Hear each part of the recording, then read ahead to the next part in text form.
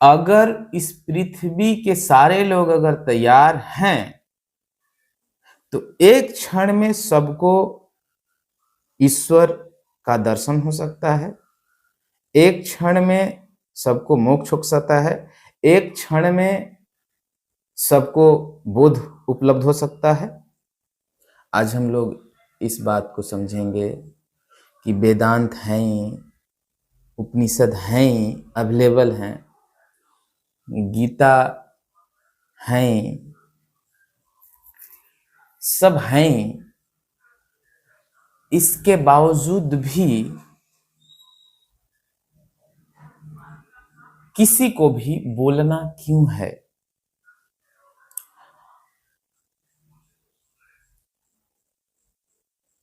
वैसे मैं आचार्य प्रशांत को इस बात में शामिल करूं तो ज्यादा उचित होगा और सही होगा, है ना। अभी के लिए, अभी के टाइम में मैं आचार्य प्रशांत को शामिल करना चाहूँगा। मेरे समझ से ये सही लगा इसलिए। तो महावीर को जितना कहना था और जो बात कही जानी चाहिए थी उन्होंने कह ही डाला।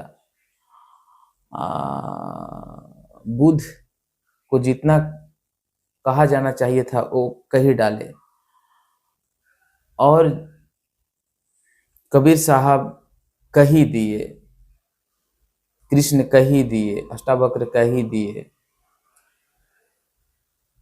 है ना। ताओ ते किंग जो है कह ही दिए, लाओजू की मैं बात कर रहा हूँ, ओशो साहब कह ही दिए। इसके बावजूद, इसके बाद भी आचार्य प्रशांत को कहना जरूरी था या बोलना जरूरी है? वो क्यों बोल रहे हैं, है ना। और जब आचार्य प्रशांत भी बोल रहे हैं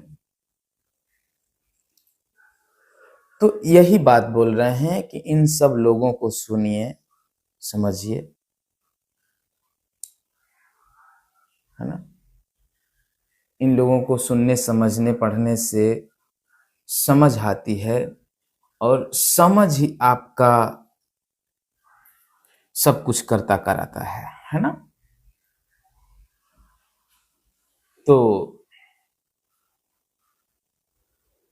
फिर ये भी बात बोलनी क्यों है? सबको बुक दे दीजिए, पढ़ लेंगे ये सब।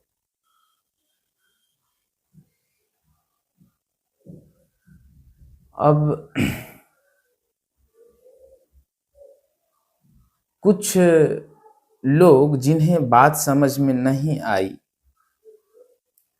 उन्होंने कह दिया होगा या कह दिया या समझा दिया लोगों को कि अरे इन सबों में कुछ नहीं रखा है, ठीक है।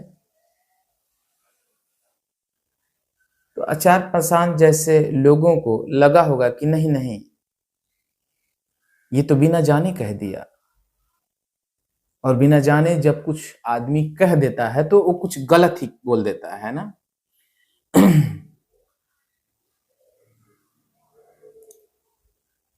जैसे आंख के डॉक्टर के पास एक घुटना वाला रोगी गया, घुटने का मरीज गया, घुटने में दर्द हो रहे होंगे उसके, और उसका इलाज नहीं हो पाया मान लीजिए। तो वो अब हल्ला करने लगा, हर जगह बोलने लगा, बताने लगा कि अरे अरे अरे वो डॉक्टर सही नहीं है, वहां पर कुछ नहीं मिलने वाला है, ठीक है। तो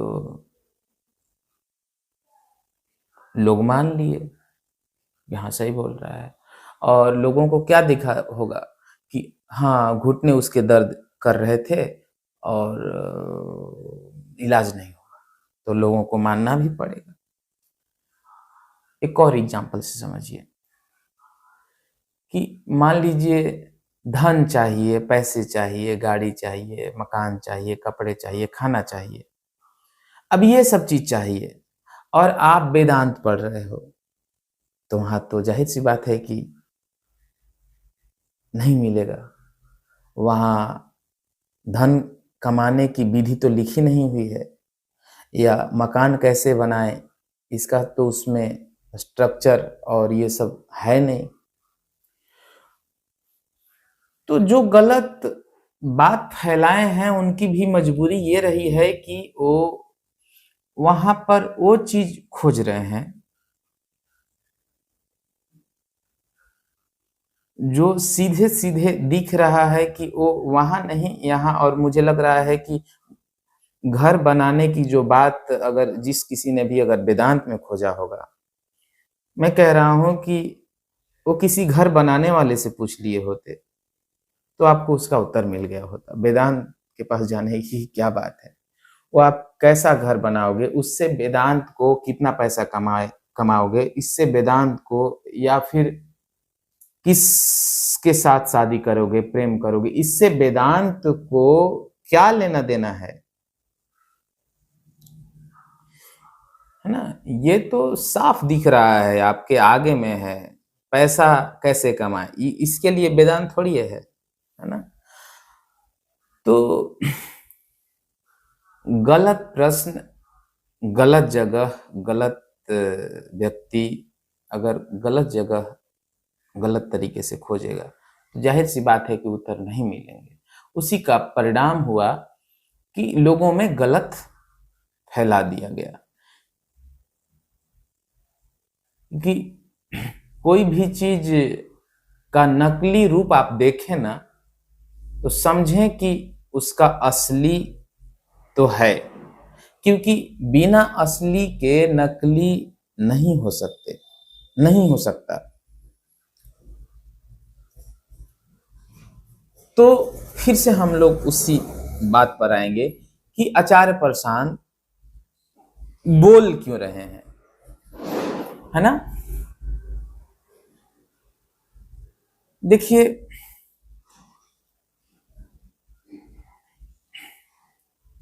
जितनी जितनी ग्रंथ है या जितने ग्रंथ हैं वो सारे ग्रंथ इलाज किसका कैसे करना है ये सब लिखा हुआ है ना। बीमारी के बारे में लिखा हुआ है, इलाज कैसे होगा ये सब लिखा हुआ है, ठीक है। लेकिन इसके बाद भी एक जीवित डॉक्टर चाहिए ना, एक जीवित डॉक्टर चाहिए। क्यों? क्योंकि अगर जख्म है तो उससे ऑपरेशन तो जीवित डॉक्टर करेगा ना। कहाँ ऑपरेशन करना है, क्या परेशानी है ना, उसको जीवित डॉक्टर देखता है, समझता है। आप कितना भी रिपोर्ट चेक करा लीजिए, आपके 10 रिपोर्ट आए और 10 में कुछ कुछ कुछ कुछ निकला, ऐसी बात नहीं है कि रिपोर्ट देखे और आप दवा ले लेंगे, ऐसी बात नहीं है। रिपोर्ट हाथ में है, इसके बावजूद भी आपको डॉक्टर से दिखाना पड़ेगा। आपको दिख रहा है कि ये 10 प्रॉब्लम आए हुए हैं, लेकिन डॉक्टर ये समझ पाएगा कि ये 10 प्रॉब्लम का जो मूल जो बात है, जो जो मूल गड़बड़ी है ना, वो किस चीज से हो रही है। गलत खाना खाने से हो रही है, गलत पानी पीने से हो रही है, या गलत हवा में रहने से हो रही है, या गलत कपड़ा पहनने से हो रहा है ये बीमारी, है ना। ये जो फाइनल जो बात जो समझेगा टोटल चीजों को मिला करके, वो डॉक्टर समझेगा। एक और बात समझिएगा कि ये जो समझेगा ना टोटल को मिला करके, जो एक निष्कर्ष पे पहुंचेगा कि ये जो इंसान है ये गलती किया है या ये गलती कंटिन्यू कर रहा है जिसकी वजह से ये बीमारी उसको इस तरीके से 10 बीमारियां इसको लगे हुए हैं। एक बात बहुत ध्यान से और समझिएगा कि वो डॉक्टर बहुत काबिल होना चाहिए। काबिल का मतलब ये नहीं कि डिग्री उसके पास है, नहीं, उसके पास अनुभव, समझ बहुत साफ और क्लियर होगी, तो ही वो आपका मूल रोग को पकड़ेगा और दवा देगा और आपका बीमारी ठीक होगी। तो खैर ये साफ साफ बाहरी हम लोग बात कर लिए। अब मन का जो रोग है ना, जैसे मैं कौन हूं, ईश्वर है कि नहीं है, मोक्ष कैसे मिलेगा, बोध को कैसे प्राप्त होंगे,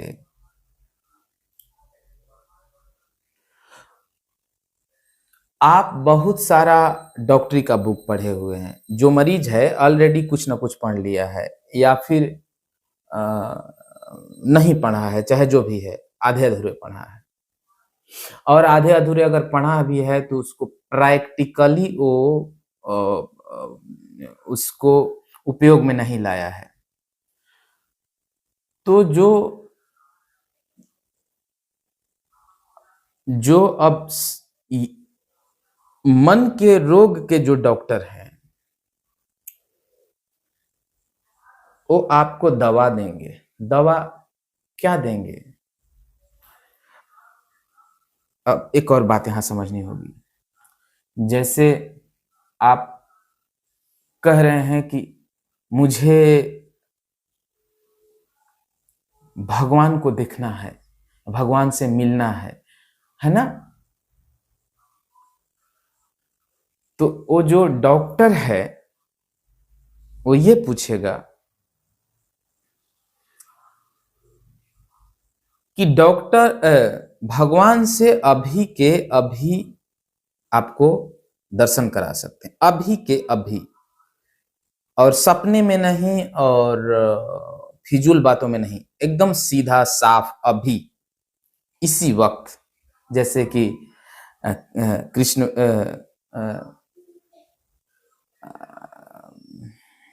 क्या उनका नाम था, स्वामी विवेकानंद के गुरु का,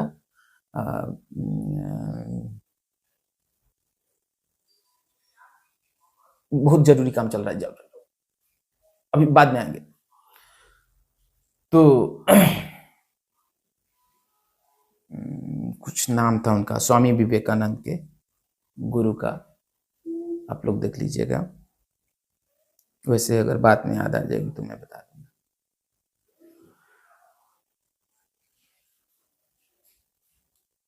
तो जो फिजिकल डॉक्टर है, अवेलेबल है ना, जो जिंदा डॉक्टर है, वो अभी के अभी आपको भगवान से दर्शन करा सकता है, अभी के अभी।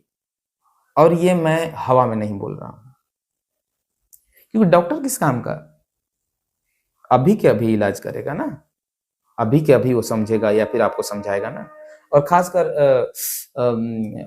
ये जो शारीरिक रोग की जब मैं बात कर रहा हूं तो इसमें कुछ और भी बाधाएं आ सकती हैं। ये जो मन की जो बात है और जो जो जो भगवान की जो बात है, तो इसमें तो क्षण भर भी देरी नहीं होगा। लेकिन जो भगवान का दर्शन कराने वाला जो बैठा है ना, या फिर आपको मोक्ष कराने वाला बैठा है, या आपको शांति दिलाने वाला बैठा है, या फिर क्या बोलते हैं, क्या बोलते हैं उसको, बोध, बोध को उपलब्ध कराने वाला बैठा है। वो ऐसा नहीं है कि वो ठेकेदार है, ऐसा नहीं है।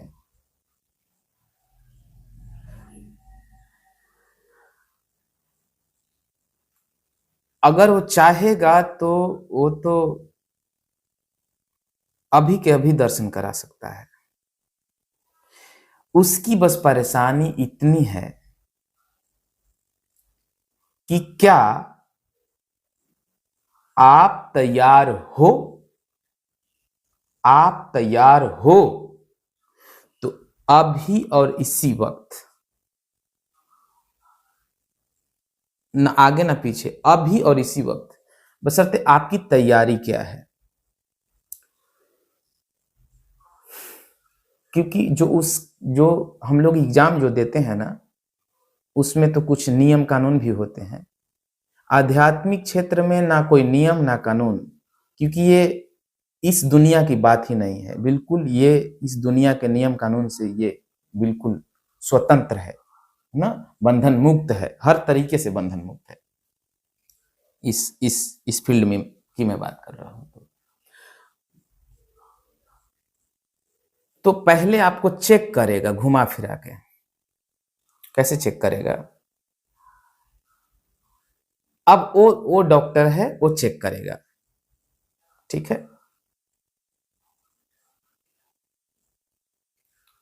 जैसे अगर आप कहें कि मुझे अभी और इसी वक्त भगवान को देखना है, अभी और इसी वक्त,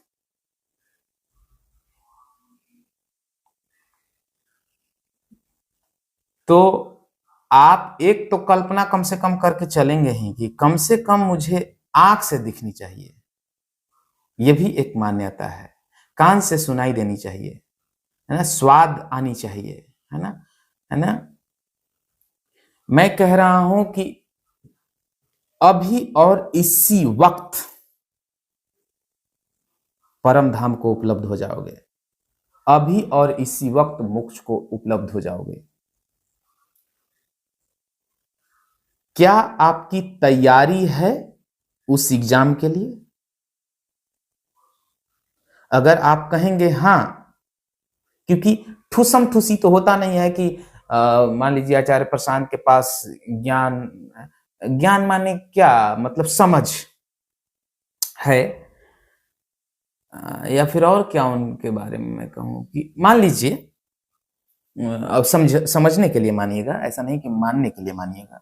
क्योंकि मैं जब मानना कहूं तो उसको इतना धैर्य बना के सुनिएगा कि मैं अगर मानने के लिए कह रहा हूं तो फिर मैं समझाऊंगा भी, ये जिम्मेदारी लेकर के मैं उसका उपयोग कर रहा हूं। क्योंकि शब्द हैं और जिन शब्दों से हम लोग जकड़े हैं, उसी से, जिस रस्सी से हम लोग बंधे हुए हैं, उसी रस्सी के सहारे बंधन को भी उसी रस्सी को उसी रस्सी के सहारे खोलना है ना। बहुत महीन बात है। तो जैसे ही आप कहेंगे कि हाँ मैं तैयार हूं, तो मैं टेस्ट करूंगा कि तैयार हैं कि नहीं। तो मैं आपको टेस्ट करूंगा। एक क्षण में सबको मोक्ष हो सकता है, एक क्षण में सबको बोध उपलब्ध हो सकता है, लेकिन ये सुनने में जितनी अच्छी लग रही होगी, सच्चाई उससे बिल्कुल उल्टी होती है ना। इसीलिए आध्यात्मिक चिकित्सक कह लीजिए या फिर आचार्य कह लीजिए, चाहे वो कोई भी हो, बड़ा वो मजबूर होता है, जो कहना चाहता है वो नहीं कहता है, नहीं कह पाता है। जबकि वो वैसे तो कह सकता नहीं है, लेकिन अगर आपकी तैयारी अगर पूरी हो गई हो और पूरा श्रद्धा और ईमानदारी के साथ अगर आप तैयार होकर आए हो, अगर सचमुच में,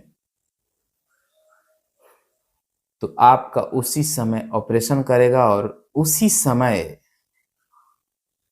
आपका रोग भी ठीक होगा। उसी समय, उसी समय, उसी समय, न इधर न उधर। मैं ऐसा समझता हूं। और अगर ऐसा कोई नहीं कर पा रहा है तो मुझे नहीं लगता है कि वो आध्यात्मिक डॉक्टर है। हाँ, आध्यात्मिक डॉक्टर इसलिए मैं कह रहा हूं क्योंकि डॉक्टर वाली भाषा आपको समझ में आ रही है, इसलिए क्योंकि जब मैं कह रहा हूं या फिर जब भी कोई भी जानने वाला इंसान बोला है तो वो ये नहीं बोला है कि वो क्या बोलना चाहता है, वो कुछ नहीं बोलना चाहता है, उसकी बस मजबूरी है बोलना।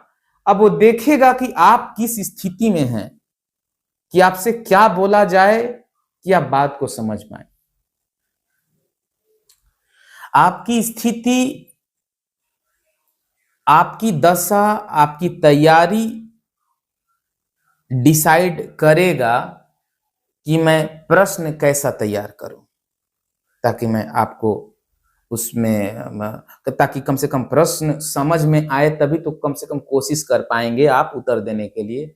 और नहीं तो अगर पहली कक्षा के छात्र से अगर ग्रेजुएशन का अगर सवाल अगर किया जाए तो उससे सवाल ही नहीं समझ आएंगे तो उत्तर क्या देगा।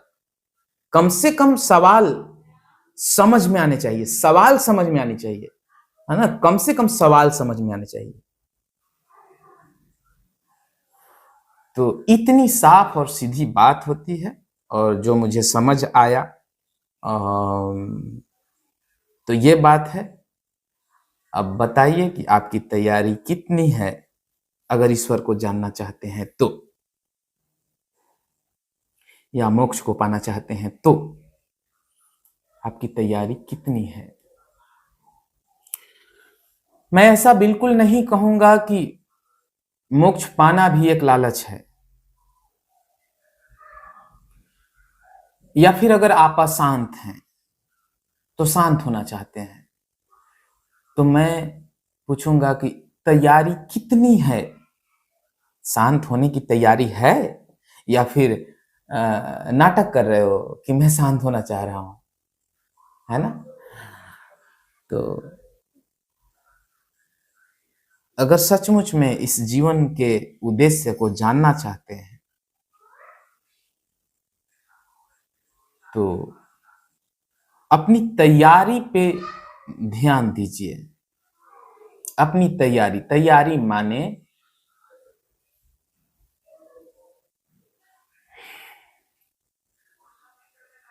ईमानदारी के साथ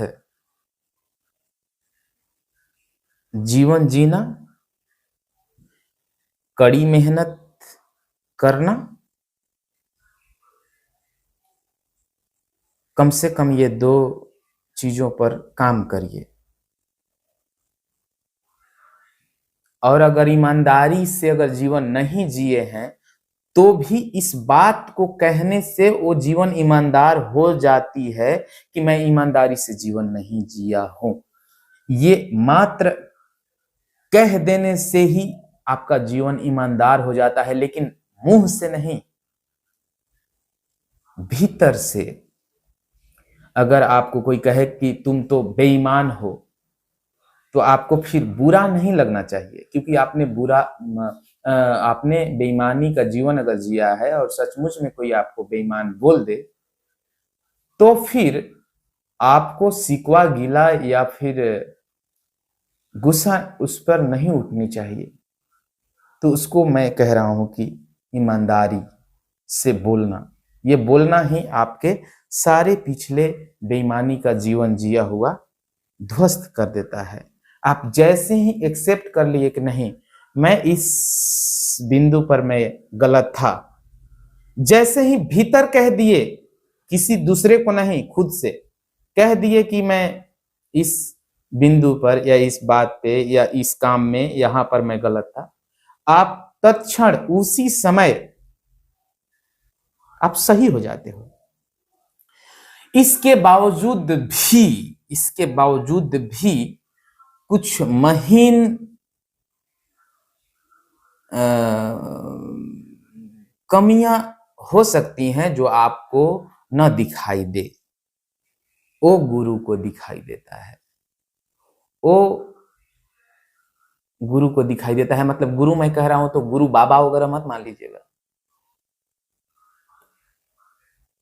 वो बात डॉक्टर को दिखाई देता है। आपके 10 रिपोर्ट बता रहे हैं और डॉक्टर 10 रिपोर्ट को देखने के बाद भी आपको देखेगा, इसके बावजूद भी वो प्रैक्टिकली आपको ठोकेगा इधर उधर, है ना, एकदम साफ क्लियर करेगा, इसके बाद ही वो दवा देगा। और वो दवा अगर सही से दिया है तो असर करेगा ही। इसी को इलाज बोलते हैं।